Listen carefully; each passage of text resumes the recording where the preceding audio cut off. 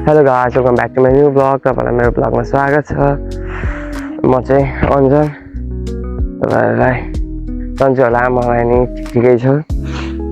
रमाइलो छ है स्टुडेन्टहरूलाई त। आमामा मोबाइल हातमा होला अनि कम्मल ओढिया होला, जाडो भइरह मस्त भयो होला है, आनन्द छ। मलाई नि आनन्द, आफ्नो त तिहार पनि छैन। तिहार नभएपछि अब यस्तो घुमघाम त गर्नु पर्यो। घुमघाम गर्न मामा घरतिर आएको छु। अब तिहार हुनेहरू त यस्तो आज यता जाने उता जाने, भट्ट्याउने, यस्तो डान्स सिक्दै होला। आफ्नो त तिहार नै छैन, आफ्नो त जुठो पऱ्यो। अब तिहार मान्न पाइएन, त्यहाँबाट भैलो खेल्न नि पाइएन। अब आफू त यहीँ यसपालि तिहार मेरो मामा हुनुहुन्छ। जाडो छ, अब कम्बल ओढेर बस्नुपर्छ। ल तिहार हुनेहरू राम्रोसँग तिहार मना, ह्याप्पी तिहार। आफ्नो त तिहार छैन, तिहार हुनेहरूलाई ह्याप्पी तिहार। हेलो ल तिहार भ्याएपछि साथीहरू हापा गर्नुपर्छ है पैसा। अब यहाँ त भ्यू पनि राम्रो, म त यहाँ भ्यूको मजा लिएर बस्छु। त्यहाँदेखि यस्तो माथि डुल्न आएको छु। हेर भ्यू, हेर हेर। ल तिहार हुनेहरूलाई ह्याप्पी तिहार। आफ्नो त तिहार नै छैन, केही पनि छैन। मस्त मामा घर आउने हो। अब चिसो छ, रमाइलो गर्ने बस्ने आनन्दसँग। अब आफूहरू त बिदा छ, 8 दिन छ बिदा।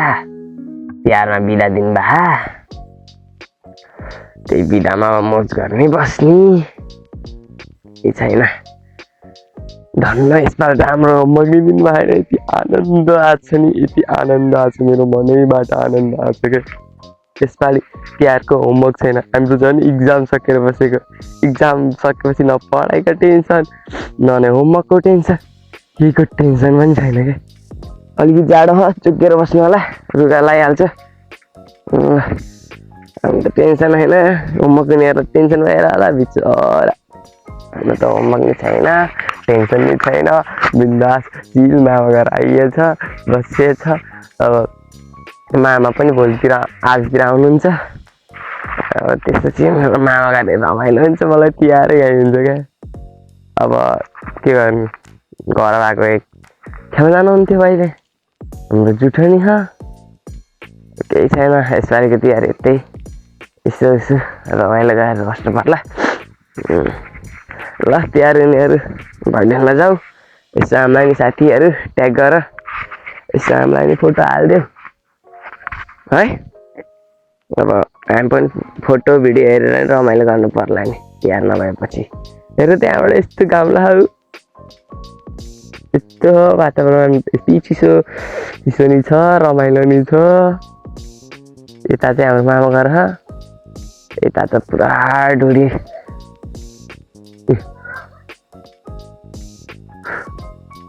ल राम्रोसँग बस्छ, मोबाइल हेरिया होला।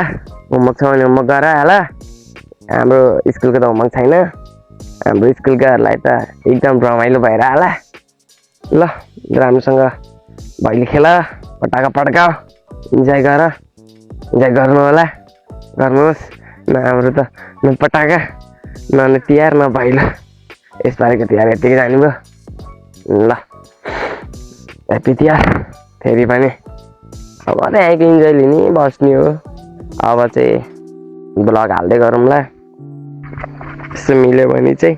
मैले चाहिँ ब्लग हाल्न पाएको थिएन, यसो अलिक धेरै कन्डिसन थियो, क्यामेरै बिग्रिएको थियो, त्यही भएर ब्लग हाल्न पाएन। अब चाहिँ ब्लग आउँछ। हामी चाहिँ उहाँ यति माथि घुम्न आयौँ, यति राम्रो भ्यू छ। बहिनी बहिनी नि छ। ल आजको लागि यति नै। अब म मामा घरको भ्यूहरू यसो उज्यालो भएको बेलामा हाल्दै गरौँला। अब यति राम्रो ठाउँ हो यहाँ चाहिँ, बन्दीपुर तल चाहिँ हाम्रो मामा घर हो, राउटर भन्ने ठाउँमा।